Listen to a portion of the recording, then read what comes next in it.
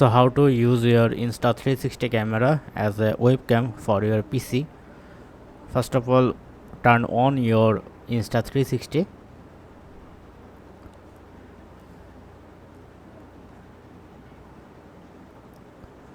and now you have to go to your setting, press on setting, then USB mode you have to select as a webcam.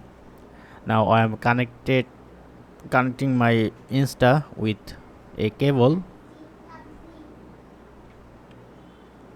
and once done, then you can see your lighting is blue and then green means your Insta is successfully connected with PC. Now go to my PC. I am using Camtasia for test purpose.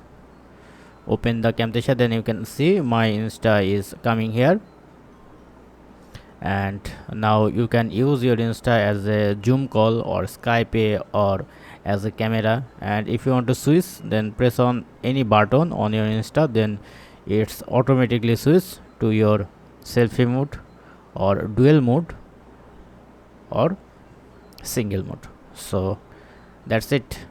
Have a good day.